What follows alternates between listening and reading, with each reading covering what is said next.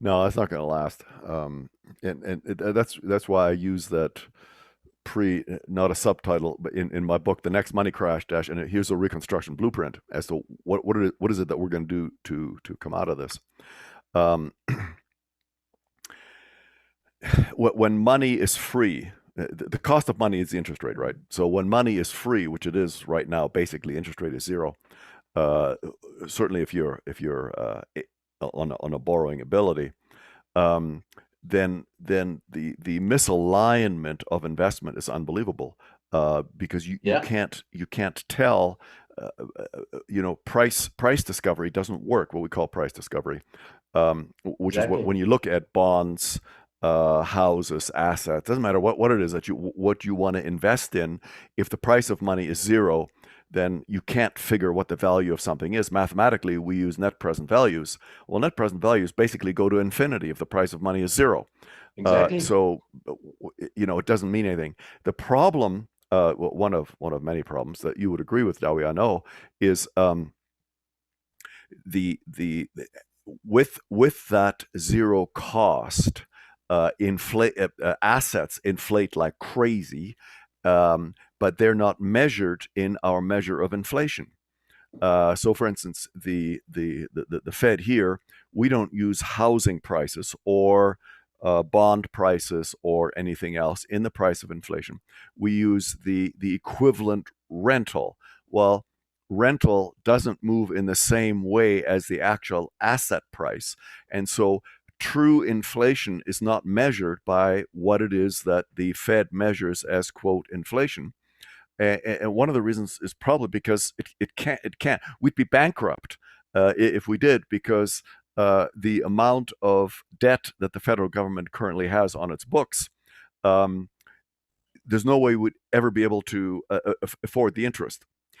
Let me talk about debt just for a minute, because I think people don't really understand how debt works for the federal government, federal accounting. Um, let's talk about us personally. So let's say again, I'm going to use U.S. dollars, and I'm going to use a U.S. kind of a system. So let's say that I go out and buy a house, and let's say the house costs 500,000, and I get a $300,000 mortgage. Okay, just whatever numbers. Okay, and let's say that my payments every month are $5,000 a month. I'm just round numbers. Okay, um, so I move into my new house, and I make my $5,000 payment.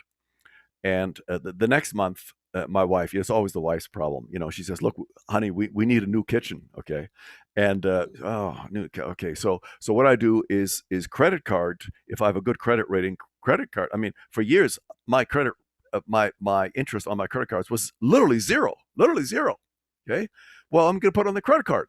So what I do, I put $20,000 on the credit card, and then well, I can't make my $5,000 mortgage payment, so I add that on top. So that's $25,000 now I put on credit cards. Okay, and the next month, I can make my $5,000 payment. And the next month I can't. Whatever. So the question is, at the end of a year, what do I owe? Well, I owe the $300,000 mortgage minus 12 months worth of principal payments. Let's say that's $500. Let's just call it Yeah. zero. I mean, it's almost zero. Let's just call it zero. Probably $500. This is probably all it is. All right. And on top of that, I owe $25,000 in credit card debt. Is that not correct? Yeah. So I now owe $325,000. Exactly. Correct? Now, that's you and me. That's how we live. Okay, let's go to the federal government. So the federal government, same kind of thing. Would let's just stay with a house price.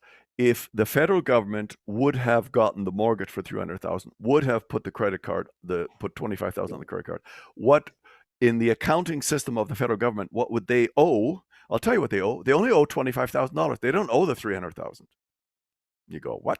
That's right, because they only owe what they put on their credit card. They don't owe what is contractually owed.